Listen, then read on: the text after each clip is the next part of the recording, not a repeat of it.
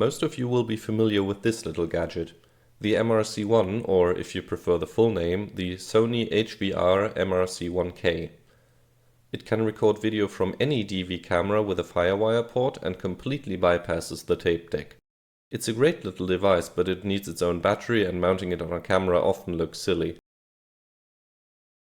And if you're using an ENG camera, mounting it in a usable spot is surprisingly difficult. That's where the DSR-DU1 comes in.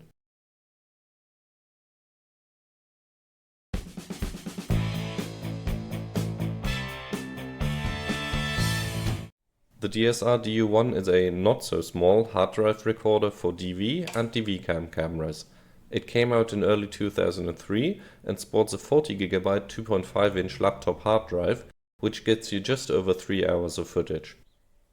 If you want more, it's quite easy to upgrade according to a few forum posts. One user reports using a cheap 80GB hard drive with no issues.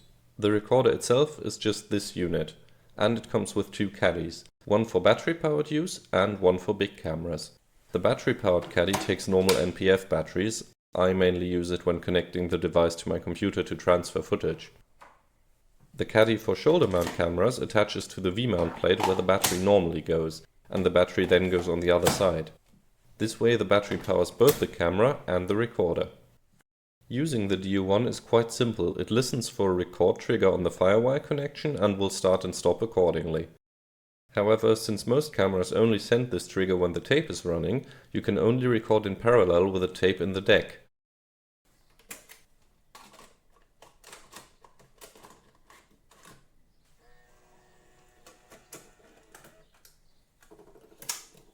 If you want to use the record button on the camera, that is.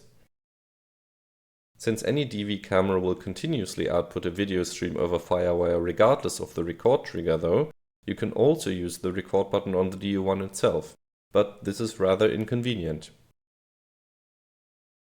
More modern cameras like my DSR-400 here have an option to send the record trigger independently of the tape deck status, which means you can actually record tapelessly. There's two things of note with regards to the Firewire connection. First, the included cable has a metal sheath around the 6-pin plug which locks it into place on the camera. A very welcome feature since Firewire plugs never felt very secure on their own. The other interesting thing is that the DSR-DU1 itself only has 4-pin sockets. I find that a rather strange choice since there would have been plenty of space for a 6-pin connector. And stranger still, there's actually two. One in the device itself, which is exposed when using the battery caddy, and one on the V-mount caddy. I suspect this is so you can actually leave it plugged in when taking the device out of the caddy. Transferring video in real time works as expected, just fire up dvgrab on Linux and capture. There's a faster than real time option via the SBP2 protocol as well, but I haven't managed to get this to work.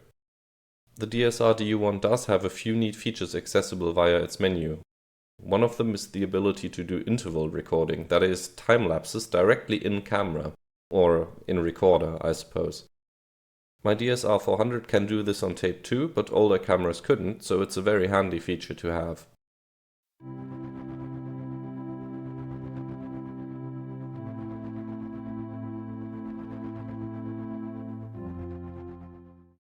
Even more useful is the up to 8 seconds of cache recording.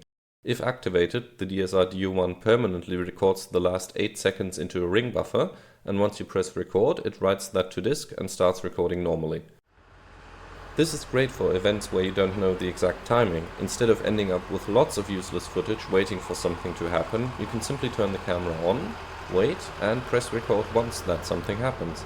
And the previous 8 seconds will also be there.